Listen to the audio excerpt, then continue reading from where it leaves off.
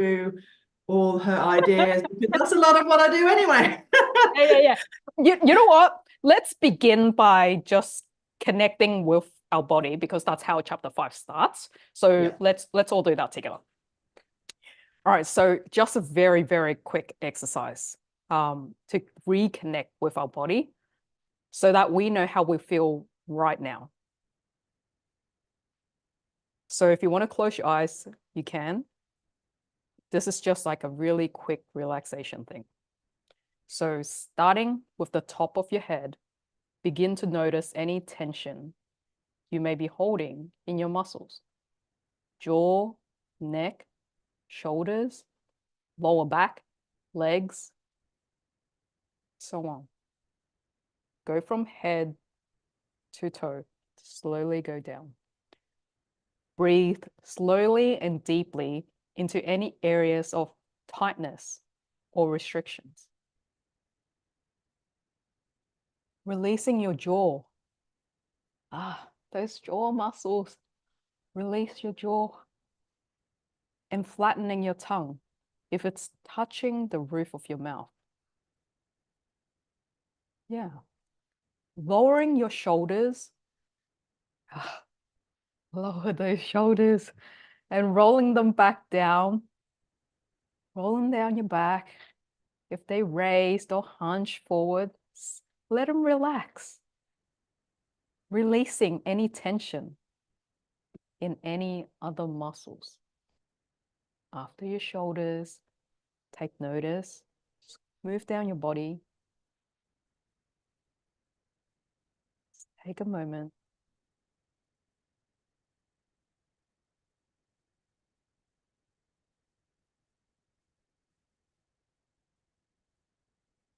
Do you notice any shift or changes in your mental or emotional state? Just giving yourself this moment. Deep breath. Breathe in and out.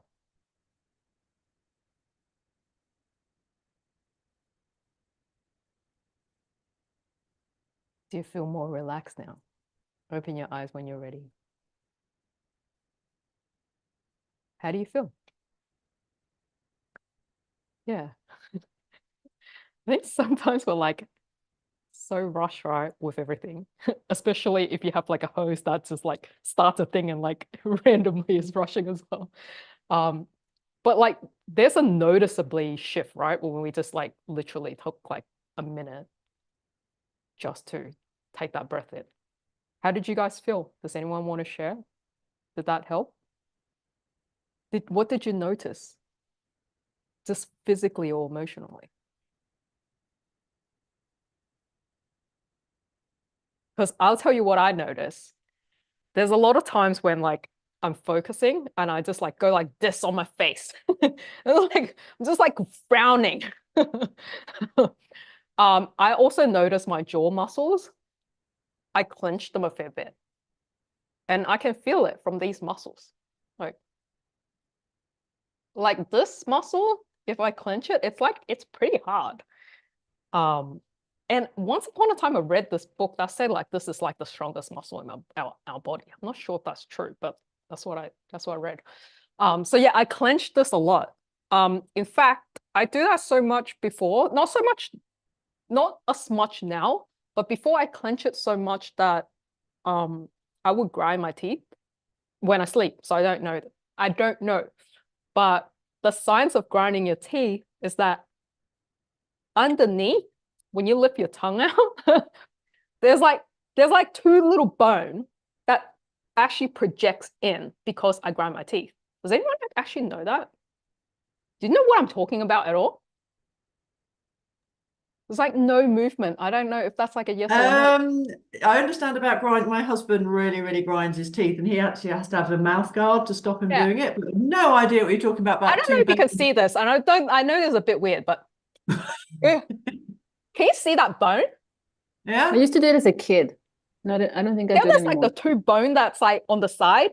If you don't grind your teeth, it wouldn't be there. So that's actually a sign that you grind your teeth. or hasn't grown any bigger, but also because I stopped grinding it. But yeah, apparently if you grind it so much, it can actually touch. So random facts. Yeah, and I do notice like like my shoulders, like a lot of the time I'm like just have them more higher than they should be. They're not like relaxed. How did you guys feel when you were doing that? Were your shoulders relaxed or like, or are they tense for you? I felt it in my shoulders, like you said. I'm sorry, Yeah. someone is talking. Oh, okay. ahead. Yeah, I felt it on my shoulders, like you said, like the Yeah. jaw as well. And I actually felt it on my hips when I was going down. Yeah. I What do was you feel when your because I'm hips? sitting. I know that I usually store a lot of stress in my hips because they hurt usually like a lot, and I noticed they were like clenched. So like it's a part of my body that I don't have a lot of conscious. My shoulders usually because I'm either like this and I have to straighten up, but my hips not so much. And it was good to notice that as well. Like Yeah. consciously notice that. Yeah. That's good. Like, that's part of the body consciousness that like this thing wraps towards. Rita, were you sharing something? I think it's more of my face. I felt like it was when I was doing it, like you say, it's here, and I tried to like, I can probably smile. Maybe it was more serious. Yeah. That like expression, right? Like, Yeah. and just relaxing that. That's why it's so funny. We used to like at work, because I used to work in this government place and they're really big on ergonomics. So there'll be like this exercise that pops up on the side that forces the workers to like take a break for ergonomic reasons, right? So they introduce this app, and this thing would actually force you to stop work. And if you click like ignore, like you can ignore it maybe like 5 times or something, and then you get to a point where you cannot ignore it. And it forces these like exercise on the screen. It will just like be blasted up on your screen and you're encouraged to do them. And they're really weird. They're like this. They want you to relax your face. So they go, pull a clown face. And you're like, what? Like the clown face in the carnival where you throw like the ball? It's like that. It's like, like they go, do this thing so you can like, and then relax your face. I'm like, yeah, that's pretty weird. I don't think anyone's doing that in the office. So normally you don't see people doing those ones because it's so weird, but like we would kind of stand up and like do like a little bit, like really awkward, like not quite fully doing things, but like semi-doing exercise. Yeah. I'm sure they're helpful, but if you're working from home or you're at home, then maybe. All right, so, okay, so harnessing the wisdom of your body. So it's talking about you probably doing this quick exercise to discover stress or tension that you previously haven't noticed. And a lot of us, we aren't that connected to our body. So you may notice, got some people in the waiting room. Let them in.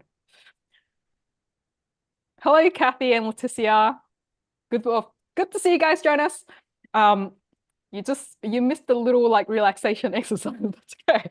We were just talking about, so we did a little relaxation exercise, and then now we're just talking about reconnecting with our body. So to have physical and emotional safety, that security begins in our body. So until we can feel safe and secure within ourselves, how did Kathy go back into the waiting room? Okay, go let her in again. You know what? Since Stephanie is here, Stephanie, I'm gonna make you co-host. Can you just help me look out for the waiting room in case somebody pops in and I don't see them? I think she's there. Is she there? Yes, she can. Okay, thank you. So unless we feel safe in our body, we won't actually feel safe like within ourselves and be secured with other people. So many people aren't aware their muscles are like tense. We just go on with our day without realizing we have all this tension. That's why you see like modern days now, there's like so much like people doing yoga and introducing meditation and things like that, that whole mindfulness thing is just to get us to notice and being reconnected to our body, reconnected to like getting our thoughts synced up with our body. What is going on? So many people, even when they are feeling some kind of like tension, they don't even know how they feel. Like, it's like they could feel hurt, but they don't even know where that is coming from. Like, we're so disconnected from our body. So this chapter is about helping us just reconnect with our body. And this happens when we often felt unsafe when we were like kids. We didn't have like people to model off, people that we can confide in. Like, it took me ages to kind of reconnect with myself as well. I wasn't really in like a safe home. I didn't really have any safe adults to talk to. So a lot of my actions were like, I'm just taking the best course of action to give the greatest outcome for me in this household that I was living in, that I didn't feel safe. Like, I didn't feel safe at school because I was getting bullied. I didn't feel, well, and I didn't know English. So I couldn't really communicate when I'm getting picked on either. And then I didn't feel safe at home. And I didn't have anyone to talk to. And at home was also like, I also felt threatened. So because there was like never an adult to talk to, most of my childhood was just like, I would just like listen to the radio and like some doctor chatting about like people asking questions. I'll be like listening to it. So I kind of like just learned stuff through that, I think, until I could like buy books later when I had money and things like that to try and like learn more. So just know that like where many of us gets disconnected from our body is due to like childhood things, or we just can't confide in people because we didn't have anyone to talk to. A lot of the times it's like we're not in a safe space to talk to people. That's why heaps of people, their family don't even know them. It's like your friends or someone might know you better, because there's certain things you don't feel safe to tell your parents, for example. So what is body consciousness? We're all aware we have the physical body, and we use it for almost everything we do, and generally know how it feels when we walk, sit, sleep, work out, have sex, hold hands, eat food, drink wine, run in the rain, dance in the snow, or nap in the sun. Many of us are conscious of our body's basic fundamental level. We're usually aware when we're hungry, thirsty, tired, sick, injured. Some of us may even be focused on our body's well-being and trying to eat healthy, exercise, get enough sleep, adopting the habits that we think can improve our body. But even those of us who are health-minded, though, are rarely body conscious or aware of how safe or unsafe we feel in our physical self. The term body consciousness, as she uses it in this book, does not mean a state of self-consciousness about or hyper-awareness of how our body looks, whether to ourselves or to others. Instead, it describes our ability to sense what's happening within our body. So for those of you who knows NLP or done some of that work with me, that also means, I don't know if you can see that really messy head behind me that I was talking to someone earlier, but it's the same thing. So this internal, your awareness within yourself, it's this world that we are faced with. We are bombarded with zillion amounts of information at any given time, right? Like whether you're seeing ads, whether you're seeing cars going by, whether you're seeing social media stuff pop up, there's millions of information flying at you, bits of information. So we can only grasp like 126 bits, or like 7 chunks of data, basically. So 7 chunks of data, plus or minus 2. So with this stuff that's coming into us, that comes through our 5 senses, right? This comes through us, it filters through us. What's within us, our body consciousness within, is talking about like our memories, our decisions, our meta program, our values and beliefs, our attitude towards things. So are you aware how you actually, your internal world, are you aware how you make these decisions? Are you aware what your values and beliefs are? Like, if you are not connected within this world inside of you that no one can see. And by the way, the problem is that a lot of people don't work on the inner world because no one can see it. Like, we would go buy the big house, go buy the fancy car, you buy the handbags and shoes and whatever, because that's stuff that people can physically see. It's like material goods that tangible that people can see. But what's going on inside us, that inner world, is the most important thing ever. There is no amount of outside stuff, no matter how much money you have. And Tom Bilyeu talks about this too. In fact, he spoke about it today. He was like, no matter how much money you have, he goes, no matter how much money he had when he was broke to when he finally made like millions and millions, because he's about $500 million worth, right? Those extra commas and zeros he saw in his bank account, he said when he opened and saw that, he's like, oh, that's funny. He still doesn't feel any different inside. So we can chase all of those things.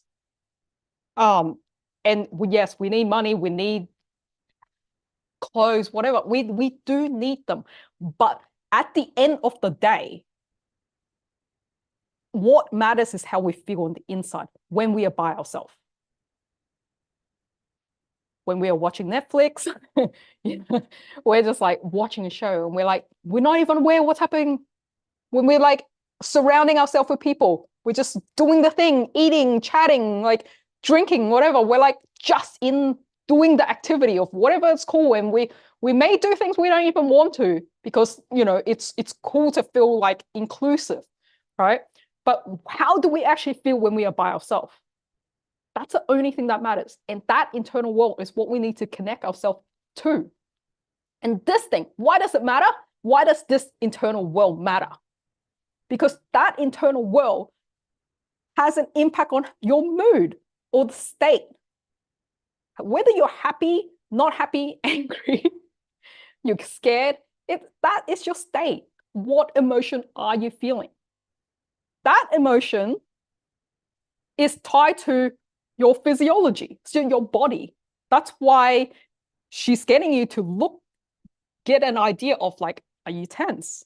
Is your muscles, are you clenching on your jaw? That's your physiology. That is what your body is telling you. Because if you look at page, there was a table here, page 138, there are the major emotions. Whether you learned it in NLP with me or whether you are doing this page, those top 3 negative emotion is exactly the same. Anger, sadness, fear. All right. So emotion of anger, that sensation. What are you feeling? What is anger? Like, I want you to like think of this like not from the perspective of like, yeah, of course I know what anger is. Like, yeah, of course, we know what angry people looks like, right?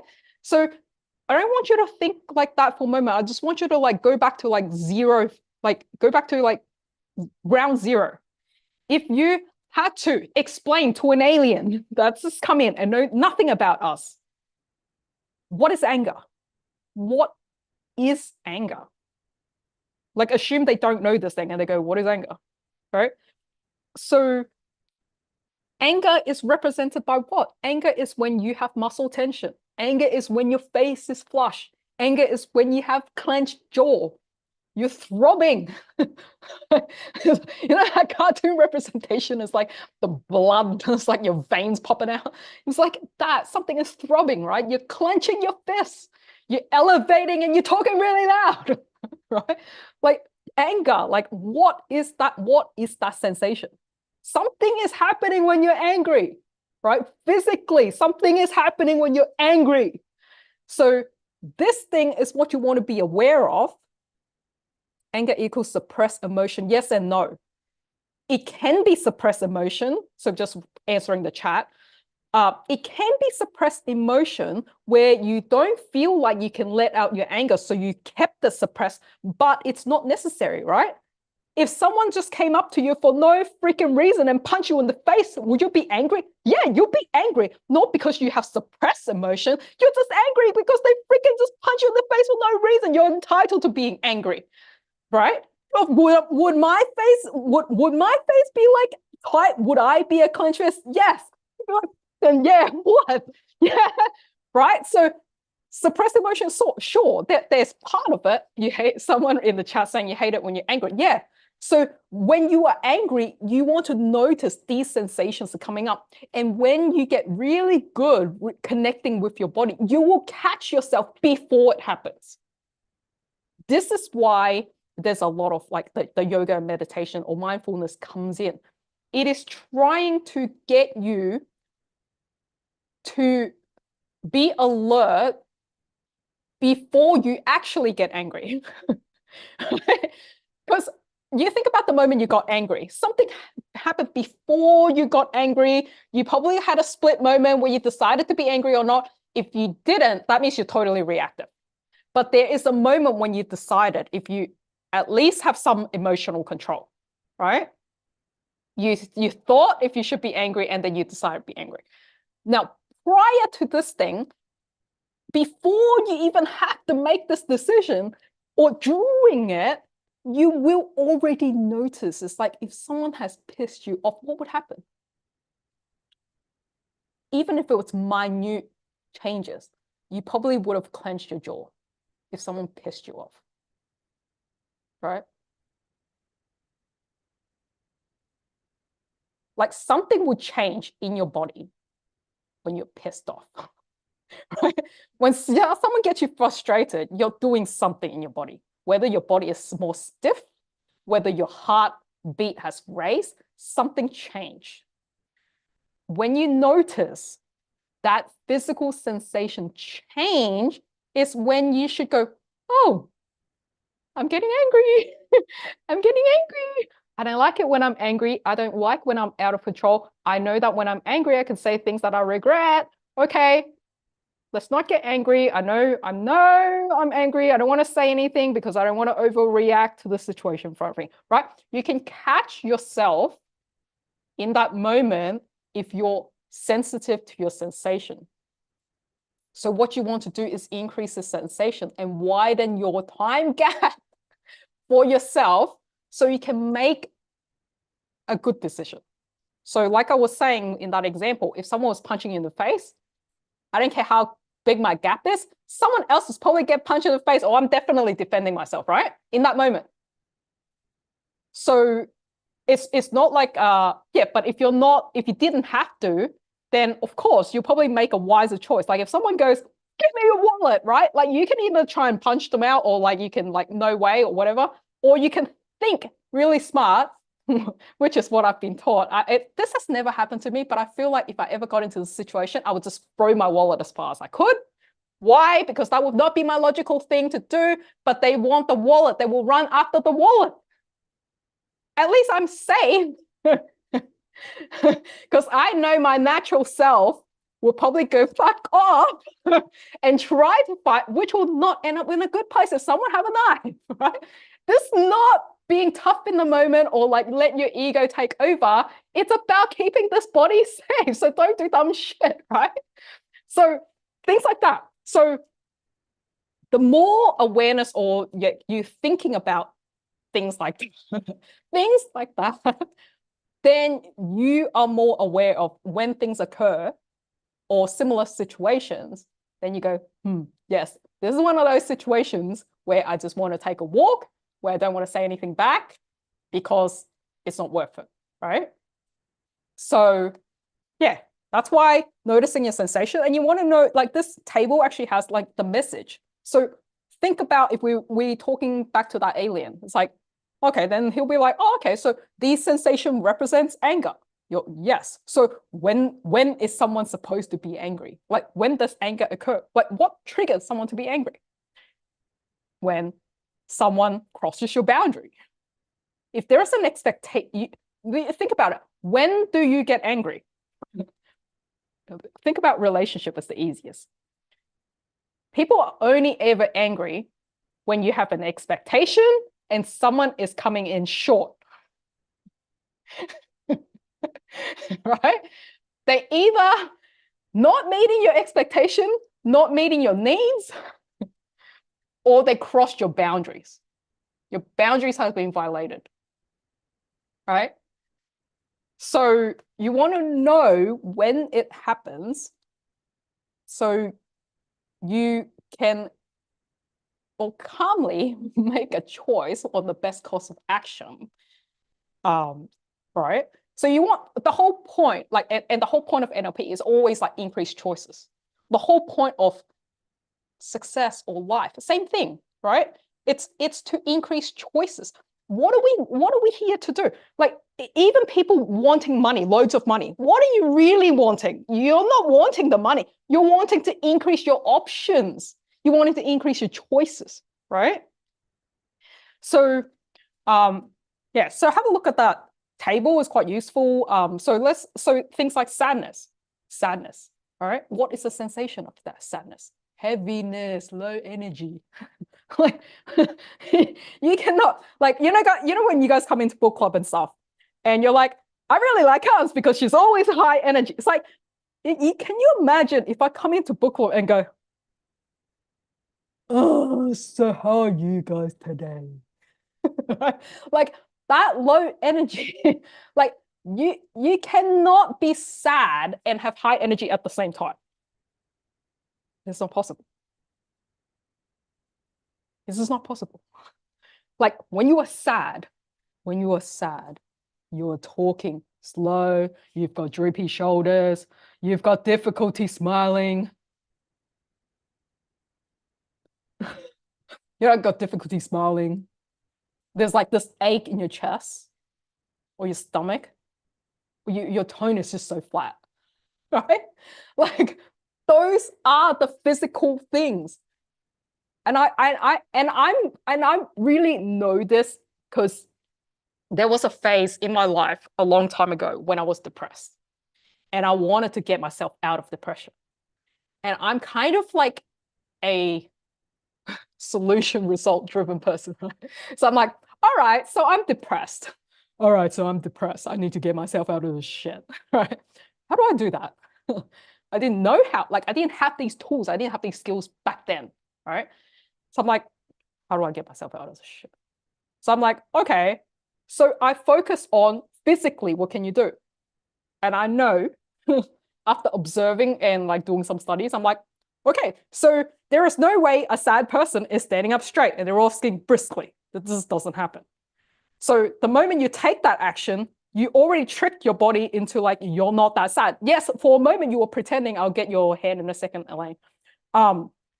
But you cannot sustain physically in an energetic state and continue being depressed. It just doesn't happen. So I would start just like, okay, fine, I will walk straight. I am not happy, right? But I will briskly walk. And then I was like, I know this thing where like, I was reading all sorts of stuff, like, oh, if you tap your sternum like 25 times, supposedly it makes you better. I don't know if it's placebo effect or not. Anyway, so I was starting to do that. And then I was like, oh, okay, so to feel more centered, I can put my tongue like on the centered of the roof of my mouth. It's like, okay, that centers me, right? So I learned all these like physical tricks to trick myself to not be depressed. So I was training my body to do these things. Then somehow I got out of depression. So when I read these things, I'm like, yeah, it's true, right? Because like all of those things we were saying, it's like you have to physically have these sensations and these physical things for you to actually be sad, for you to actually be depressed. You trained yourself to be that if you're feeling that mood. So what causes sadness then? What causes sadness? Loss. There's only one answer. The only time you're sad because you have a loss. You lost something. That could be a person, could be an opportunity. You've lost something. whether for real or imagination. You lost something and that's why you're sad. So when you are in these states, the best thing you could ever do is to reframe that. So you might want to look into that, what reframing is. So we obviously teach the stuff in NLP, like how do you reframe it? There's always a positive way to see something. So there are certain beliefs that I think you should hold that really help you stay in this, that help you stay in a positive state or help you stay energetic, which is like, I always think of it like, you like, you know, the saying that like life is happening for you. That's a really big one, right? Life is happening for you. So I always believe that whatever is happening, it's happening for a reason. I may not know what that reason is. I may not even know what that reason is till 10 years later. But as long as I believe that, then that means I'm accepting that situation is happening for a better reason. It may not feel good right now, but as long as you can clench onto something that this is for something good, retrospectively, because if you look at other things that has happened in your life, I can guarantee you can find that something has happened in your life before that you didn't see it as a good thing. And that only retrospectively you go, oh, okay, that was pretty good. Yeah. So one of my biggest one was like, I had a really shitty guardian that was really mean to me. But because of them,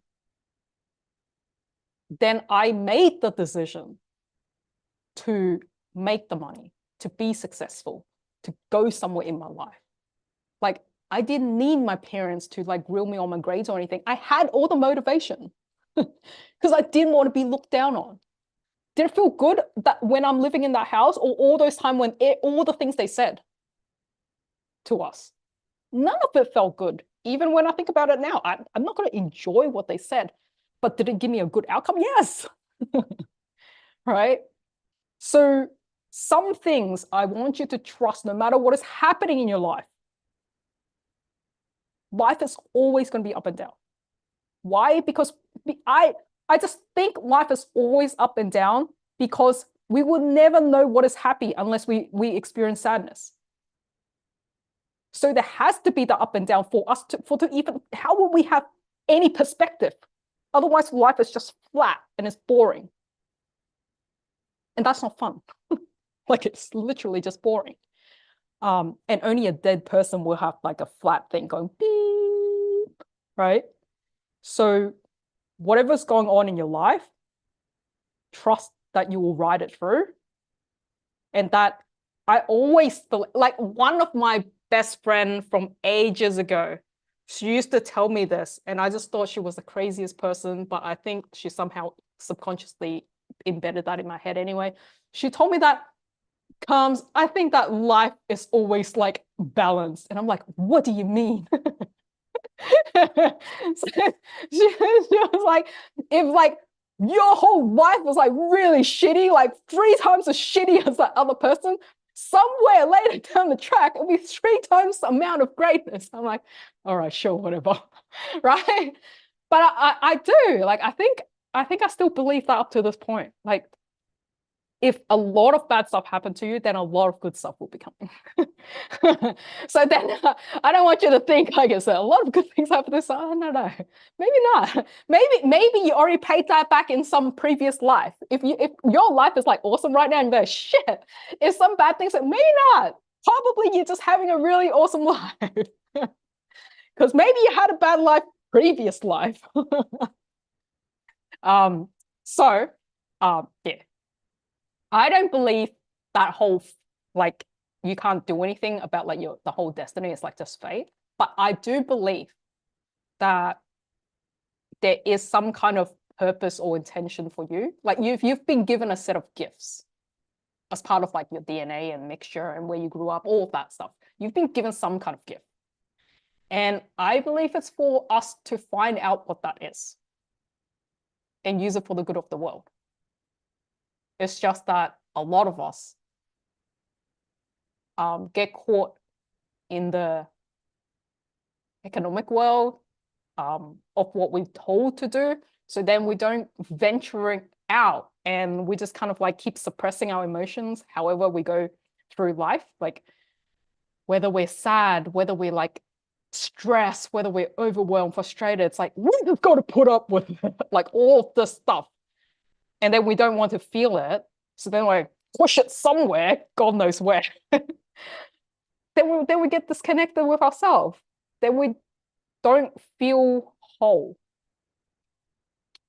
Yeah, there was a point in my life where I've just felt really hollow. Like I felt really empty. Like I didn't know who I was. And that took a long time to redevelop myself back. I just like ran on for so long. Elaine. Is Elaine here? Yes, I'm here. Hi, everyone. Hi. Yeah. No, I'm You just put saying, your hand up. oh yeah, because this is, I mean, all this is very, very familiar to me. Like, for example, like, all those breathing exercise, like usually we do it, like, all scanning through your bodies, So, and the one that you mentioned about like, all the emotion, right? So that emotion like anger and all these things, which like for us as an actor, there are two kinds of way that you can actually tap into. So which is like some like the one that you mentioned about like muscle tension and all this like flush face, all these are actually external, So, but we also have other ways of tapping into like anger, for example, from memories or from like things that happened before or something real that you can tap into. Yeah. So like for example, as an actor, like because like every time we have to show anger, doesn't mean anger you have to be always shouting or always like showing your muscle is tense doesn't mean that it's could be a death stare. Yeah. So all this sometimes it's just like, so basically I'm just saying that it's very familiar to me, and also just sharing. That's all that really makes sense. I love that perspective, Elaine. And because in movies, it's obviously those characters have to play those emotions out.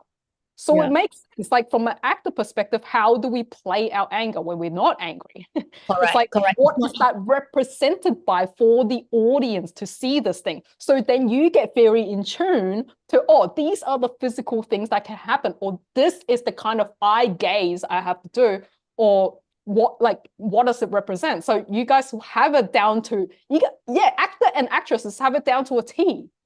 Because these minute things, it's what's get portrayed to the audience from a cinematic way. That's a really great perspective. Thanks for sharing that, Elaine. Yeah, and also sometimes if one doesn't work, for example, if I want to portray anger, like sometimes like when I'm so used to using this method of using it, right? So another time it might not happen. So you must have like different type of tools that help you to trigger, to be able to be, whether it's anger, sadness, or frustration and all these things, see? So I mean it's hard. Like for example, you can't, like for example, when you need to cry on cue, you know what I mean? Like for example, cry on cue is like you can't force yourself to cry because it's fake. You can't, and if you can't cry, you can't cry. But it's, you know what I mean? But cry is one of the like the hardest, for actors, for example. You know what I mean? Yeah. But, so basically, so yeah. I love that share, Elaine. And I've experienced that. I went to actually went to some acting classes a little while back. Like I'm talking like years and years ago. And that sadness thing was exactly what we had to do. So we had to like act out the scene where we were sad. We were like, someone was leaving and we were like, like, don't go. Right? So then we were told to like go into sadness. And the thing is like, I was actually in tears. I'm like, damn, I'm so good at this. And because I could go into because you mentioned going into your memories. That's exactly it. So Yes. I went into memories. Wasn't hard for me at that time because I haven't done all this work yet, right? I haven't done all this like cleansing work. So it was very easy for me to get into a sad state, to get myself into tears for the sake of acting. Because I'm just thinking about my poor childhood and we're letting people go, whatever. But this thing is really interesting because when we are going into our memories, what is happening, guys? When you're going into your memories, you're actually bringing up in your mind, this is not real life. You have to think about what is actually a memory. A memory is an embedded senses that you have put into your mind. So when you're picturing a memory, you've got an actual picture in your head. You've got a picture in your head of like a breakup scene or you losing something or whatever. Like there's a picture in your mind, a very vivid picture, so that you can cry. It's like you have to actually bring up this picture, probably along with kinesthetic feeling, as well as auditory. So what are you hearing? Did someone call you some name? Did someone talk to you in a particular tone, right? Like you have to hear that back, replay that again in your head. What they said, the way they said it, and the emotion you felt. And it is only when you feel that emotion, which are the sensations, only when you feel the emotions, will you be able to cry on cue. A cry on cue has to be quick, not like it's 10 minutes for you to like think of the sad. It's difficult. It's not to say unless you are trained or you are, like some is not a problem. So it depends. Yeah. And so it wouldn't be like, it's not abnormal that we see a lot of like popular people, actresses that are really popular are actually like their own life internally has issues. It's like they almost have to be. Like they have to hold on to these strong emotions to be a good actor and actresses, to be on cue. Like Elaine says, like you don't have 10 minutes to slowly get your tears out. Like to be really good, you should be able to flick it on. That means they should be able to feel all of those information, like emotion, what the information that's in the head, all of that stuff right away. Hopefully they can also get rid of it really quick. But you could bring it up and it like stays, right?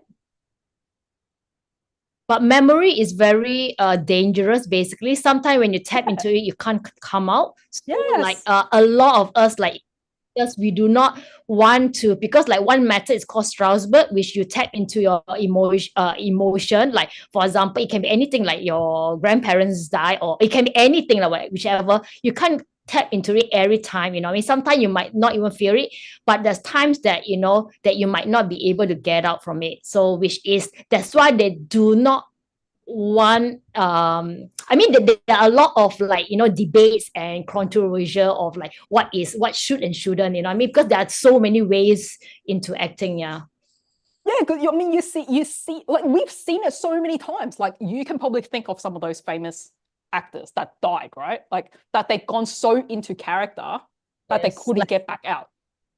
Like the Joker. Yeah, exactly, right? Like getting into that character and you can't get out. It's like because you have like to play that, you have to actually tap into this sensation, this emotion. You have to feel it to be that thing. And at the end of the day, sure, you're doing a job as an actor or actress, but you're still a human. You're not a robot. You can't just tune in and out like that easily. And to stay in that character for a long time, that's difficulty, right? Because you got to think about these actors and actresses. Sometimes they do a movie for like ages, right? Like a whole year, or how long is a typical movie, Elaine? About 1.5 hours in general, 1.5 hours to 2 hours, or yeah. No, but like we see a movie for like 2 hours, right? But behind the scene, like actors and actresses can stay on role for a long time. It's not like 2 hours. Like each scene probably takes, days and months, and some are like so long. To finish the actual film. So they stay in these characters for ages. And that does have psychological effect on people. So yeah, be careful what you you know, so many people, it's like they want to be popular or they like look up to these people. It's like, oh, it'd be great if I was like a star. It's like, are you sure you want to be in that position? Do you even know how they feel when they are by themselves? You know, today I read this quote from Michael Jackson. Can't remember the exact quote, but he was like, most people don't even know what Michael Jackson is like. He's like, I'm the most alone person. So he do performance, he's entertaining people. But what happens? Like some of these guys are the loneliest people. They can't go outside. They can't just stroll around to the shops like we can. They don't have the freedom of that. They will be swamped by people. Like they don't have, they've lost freedom to be that. And a lot of child stars have those problems. Like they lost their childhood. So yeah. So we should all be grateful for our life, wherever you are. Because grass is not always greener on the other side. Because we only focus on the bit that we see that is good. And we're like, oh, I wish I had that. But what about the other stuff? You got to take the other stuff. Okay. Jewel, do you want to share the best learning that you had for 5? Well, And there like, was a time. lot. I mean, I think it was more sort of stuff that I really highlighted that Okay. that's so important. So the first thing was how so many of us live our lives in our heads. I'm not saying now, this is me in the past, cut off from our physical self. And I think, is it Tony Robbins that says, if you're in your head, you're dead? So Yes. a lot of, He quite says that a often, lot. a lot of people, if they're having issues, start with talking therapy, which is all in your head. Well, actually, they need to start in the body to really sort of feel their sensations and what's going on, because otherwise they're stuck in their head. That's Yeah. Tony says that if you're in your head, you're dead, because so many people think we are logical people, but we're just emotional. We're just emotional creatures. As much as we like to think we are logical, we make most of our decisions like based on emotions. So by thinking in your head you're dead is because like you can be as logical as you want, but does that thing actually get you what you really want inside? So don't chase something for the sake of chasing it because it's like this meets a checkbox by your parents, by society, by whatever. When you get that thing, how does it even matter to you? All right. So don't get stuck in your head. Yeah, but I think and this sort of emphasized, because I mean I think it's too, I mean, and this has been a massive part of my journey, is to not get stuck in the head and go into the body, and that's where she's emphasizing start in the body. And for me, it's about, you've sort of talked about this, but I think there's a quote that sort of says that the space between trigger and response is freedom. And for me, you know, if you can increase that space, because so many people are trigger response. And if you can increase that space, it gives you time, like you're saying, to really go, you know, why is it, you know, think about why is it happening? It gives you the freedom to respond in choice, to make choice and response. So it's sort of emphasizing 100%. what you said before. Yeah, so that was like the anger thing, right? Like that space. Yeah. So, and the other one is to be truly in our own presence, not someone else's presence. That was a really sort of big one. So many of us, especially people, I'm an ex-people pleaser, we're sort of living sort of, is it the, you know, that sort of, I'm not who I think I am, I'm not who they think I am, I'm who they think I am. You know, it's that whole sort of trying to be who other people want us to be, rather than actually being in our own presence, connected to our own bodies, and not being influenced by the outside world, which requires the space to take the time to down-regulate the nervous system. Yeah, so if you haven't heard that quote, that is really talking about we are living in an echo chamber. So the thoughts, our environment, the people that we surround ourselves with, those thoughts are just being echoed back to us all the time. So then we create this identity of ourselves and think that this is who we are based on how others sees us. So if a lot of people come to us and go, you're a kind person, we're like, I'm a kind person, right? Like if they think you're mean, then you're like, okay, well, maybe I'm mean. Maybe I'm always a mean person, right? And it's reflective that way because we get cues from others. And how much you take other people's perspective to your own actually depends on your internal representation inside. If you are an internally validating person or externally validating person, or a bit of both. Mhm. So how much you trust yourself and make your decision based on what you think, and how much you make a decision by asking external things outside before you do that. It's not good or bad. It's actually just knowing yourself, how you make these decisions. Like how many touch points does it happen? Like, and this will help you in all ways of life. If you have a business, it will help you with business. Why? Because let's say if someone needs like 56 times assurance. And this can go for business or relationship. I'm just going to go with 56 because I don't know, it's random. Then that means they have to see you on social media 56 times or saw your ad that many times before they'll consider buying your item. Because that's how much reassurance they need. Likewise, in a relationship, if you told your partner, I love you, you never said it again in your life, it's kind of not good enough. Like they'll be like, so do you still love me? You know? Like, or maybe they want to hear it every day, right? How many times is enough? Like, they maybe just keep seeking it because you haven't reached 56 yet. Maybe that's the number that they needed. So I'm not saying that's an exact number for everything, but there is a roughly, you need to know how much validation is required by an external thing for you to feel love, how much external validation for you to need to feel confident in somebody. How much validation do you need to, like, you know, buying a purchasing decision is an emotional one. So how many times do you need to see someone? How many times do you need to hear about a product for them to buy something? So all of life, you want to know this about yourself.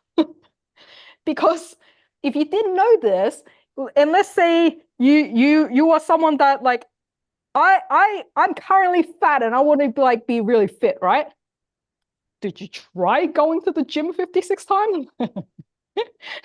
Maybe you gave up on 30 and you were kind of getting fat. You were halfway there and you didn't know. Like maybe if you just kept going for 56, like you would have stayed. You would have been fit after that, but you didn't, right? So you need to know yourself. This is the whole like finding yourself, like knowing yourself. You need to see. I'm probably completely going out of this book now, but you need to observe yourself from a distance to see yourself back, and then just make an assessment on yourself and going, what does this person want? What does this person need? And you want to give that to them. Let's do this. I know it's 9 o'clock. Do you guys want to do this meet your ego exercise? I'm just like seeing like, I'm not really sure what that means. Know thyself, yes. All right. So, we should take a screenshot first in case someone have to go. There's not many faces here. Where's everybody? Can you turn your camera on so I can see you? By the way, when you hear Carms talk like that, that's like my other part. That's like the child part of me. Where's everybody? Hello, Christy. All right, so I'm going to assume the rest can't turn the camera on. So, all right, 3, 2, 1. Okay. I got it. I put it somewhere. Where am I putting it? I'm going to send it to my WhatsApp. Okay. So let's do this ego exercise. I also want to say something before this ego exercise. Kathy, if you guys were following, for the people that who was here last week? Kathy's like, yeah, there was. Okay, there's a few of us that was here last week. If you're watching the replay now for this one, Kathy was sharing something quite personal on the last one. So I actually think it would be really interesting to like follow through with her journey, because she shared some personal things, which she wants guilt removed, which I also want to remove for her. But whether we do demo kind of depends on you guys, because demo takes a long time. Like demo will take the entire session. I don't know how long it will go for. Maybe in an hour, like maybe 20 minutes, maybe an hour, could even be more. Like, I don't know. But when I start an intervention, I don't stop, because I've never failed one and I don't want to. So that means it would it doesn't finish until it finishes. So that's why when it comes to intervention, I'm either doing a one-on-one, or I have to have like people's consensus that, yep, they want to see it, they want to be here, they want to witness it. And that requires some commitment. So I made a post to vote if you guys wanted to see the live demo. Like nobody said it. Like nobody voted other than one person, which was Suzanne. And Suzanne had her intervention done, her fear removed a little while back. So of course she had good things to say. It's like, this is amazing, you guys should do it. But I don't know if you guys missed it.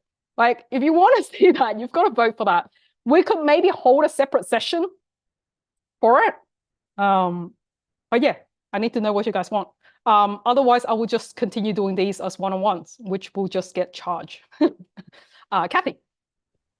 I would like to join on that session. It's just that I'm not too sure about the timing, just because I've got a couple of things at the moment. I've got one more ski race to finish, and after that I'm free. Psychologically, I'm free in my brain. So obviously, if we're following Kathy's story, then that session has to align with Kathy's time. But I suppose another thing that is interesting is as I go deeper into the book, maybe we'll do one session after we finish the book. I think that would be great, just because I think everyone would have the time to finish off the book and read up on all the. That's a good idea as well. Yeah. So maybe everyone would be like, maybe they have an idea now what to expect. If we do this exercise. What do you reckon? I think I found myself like I'm rereading chapter 3 and chapter 4 at the moment. I'm like, I'm just relearning stuff that I didn't pick up the last time I read it. Like, it's ridiculous. Oh, it's so good.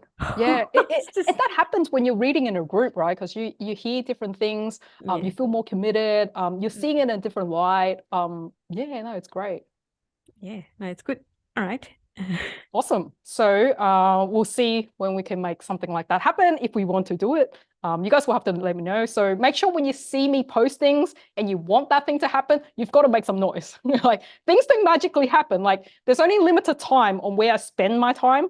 So if you want certain things, like that's exciting for you, you like show excitement, or basically show excitement to the things that matters to you, that you want me to do. Okay, so this ego thing is, this ego exercise is, there's an example here, and it wants you to witness your own ego by beginning to pay attention to your thoughts and stories that you frequently tell yourself, others, and in the world in general. During these times as you like reading this book, like, non-judgmentally take note of these type of thoughts that you have throughout the day. You want to write them down. You can share them like in our chat if you like, or you can write them in like a journal or a notebook.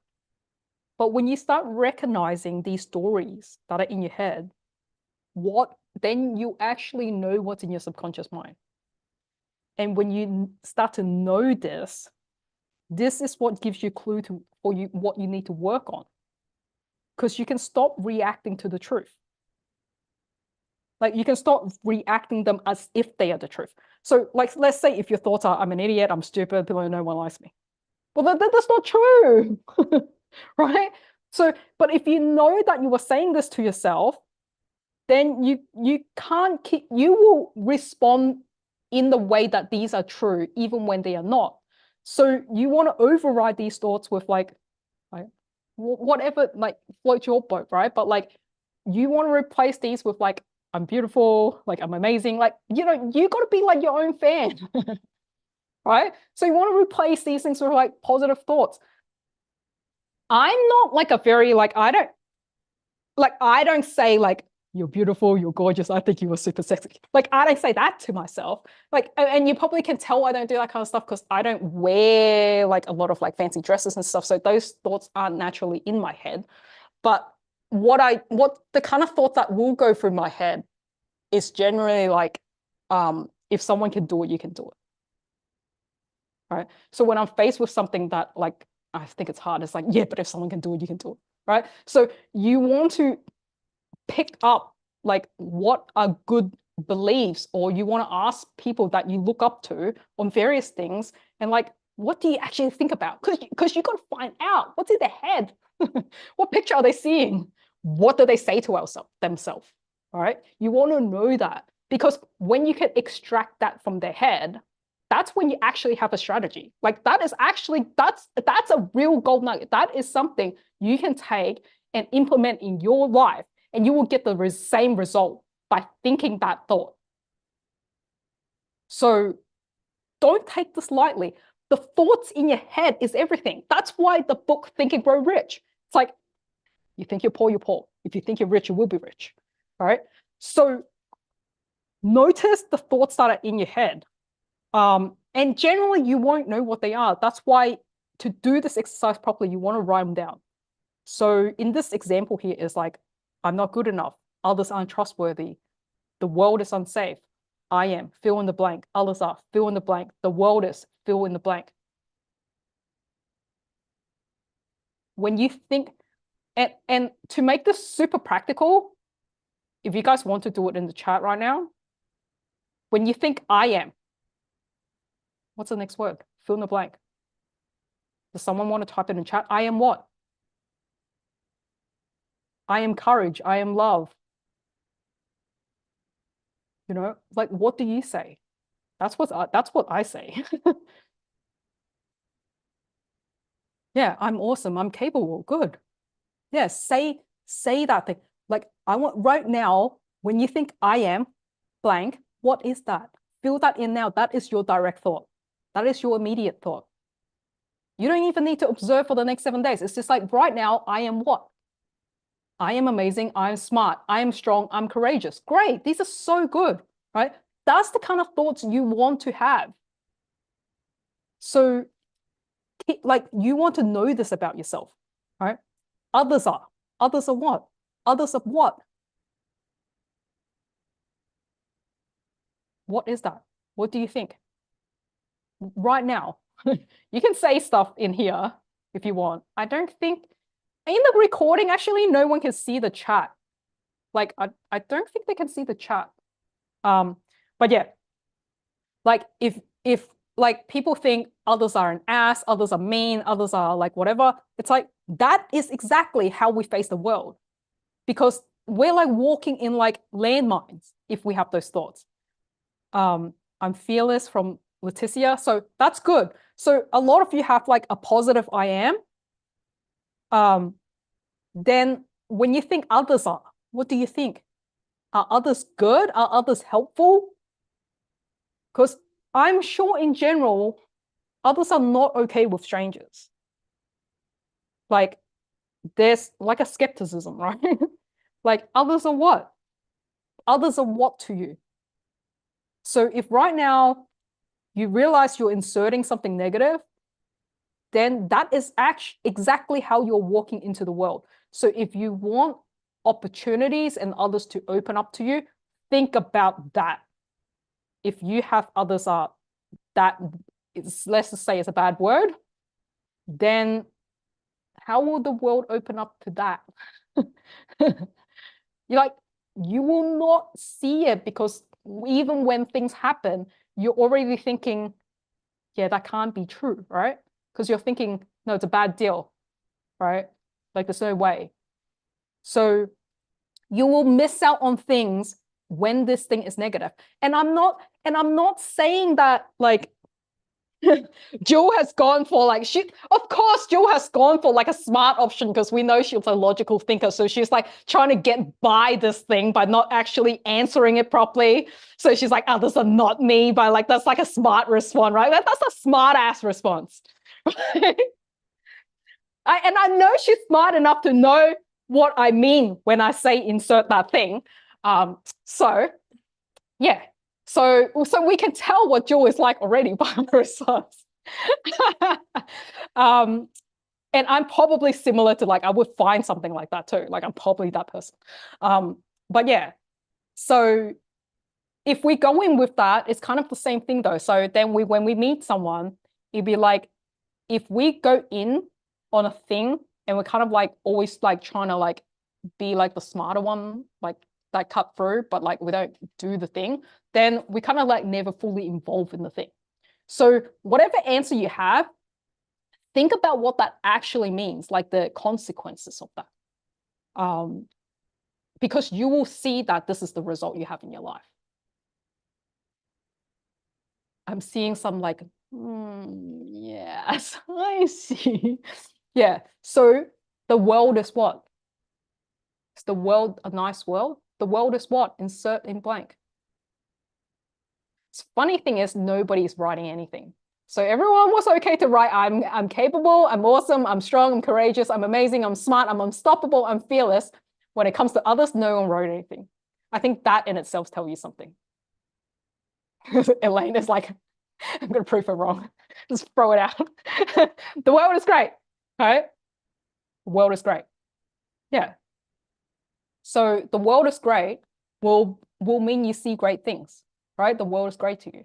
So if we have anything else, like the world is scary, the world is like, whatever, scary. Yeah, then it's scary. Then it's scary. Then that's why you don't want to take the steps, right? And by the way, Leticia, such a courageous answer. And that makes sense. I'm fearless, right? You've adopted that fearless thing. And I can tell what that is coming from too, because of the work we've done earlier. And this is so good. And I like that you're fearless. You kept that identity. That's awesome. And the world is still scary. Like she's willing to admit the world is still scary, but she's courageous enough to say that. That is huge. Because most people that think that wouldn't say it. And that's why you see the chat being so blank on there. It's okay to be scary. So this is the thing, Leticia. I love that you said it. And I agree with you. Things are scary. I find things scary too. So things are scary. But if you think about what represents scary, like the sensations, when you are scared, what is that? What is the actual feeling that you feel? If you pay close enough attention, it's kind of similar to excitement.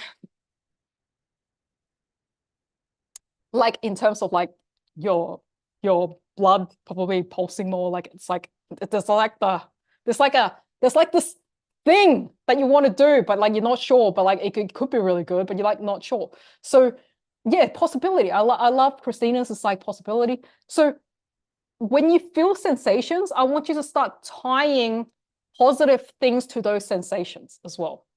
So even when things are scary is good. A lot of the times in the world that we live in. Scary is good. Why? Because it's only scary because you're not familiar with it. It's only scary because something you haven't done before. Right? If it's something you've done before, then it wouldn't be scary. It's scary because it's new.